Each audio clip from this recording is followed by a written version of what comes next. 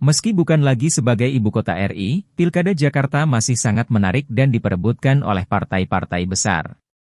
Jakarta memang bukan lagi ibu kota negara RI. Namun sesuai UU yang baru, Jakarta berubah menjadi Daerah Khusus Jakarta, DKJ, yang didukung wilayah aglomerasi, mencakup beberapa kabupaten, kota di Banten dan Jawa Barat. Maka DKJ bertambah strategis dilihat dari sudut pengembangan ekonomi ke depan.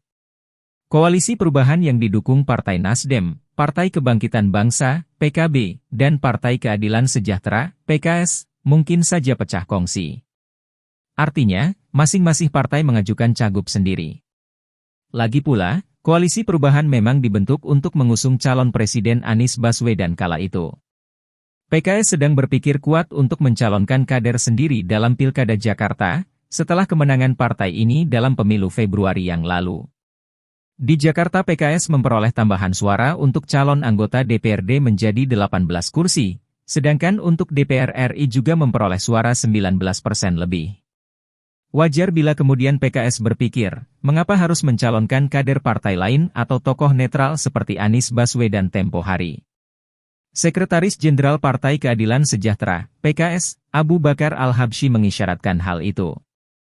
Pihaknya membuka peluang mengusung Presiden PKS Ahmad Syahiku untuk menjadi calon gubernur DKI dalam pemilihan kepala daerah, Pilkada, 2024. Bisa ada beberapa nama, ada Sohibul Iman, ada Pak Syahiku, ada Pak Mardani, kata Abu Bakar saat ditemui di kantor DPP PKS, Jakarta Selatan, Sabtu. Nama-nama tersebut dinilai memenuhi kriteria yang telah ditentukan PKS untuk membawa partai memenangi Pilkada DKI.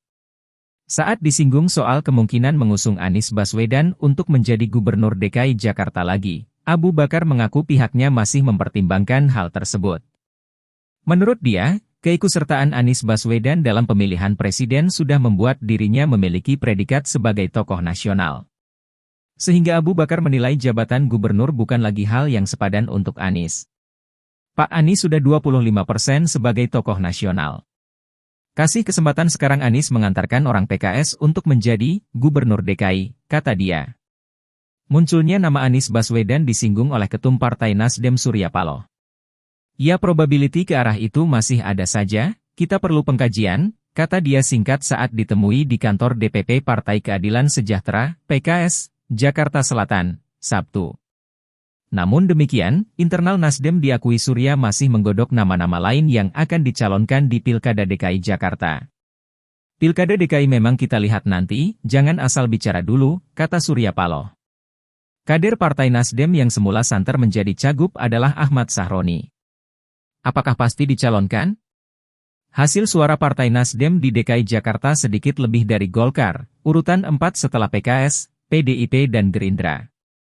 Partai Golkar tampaknya akan mendukung pencalonan Ketua DPD DKI Ahmad Zaki Iskandar.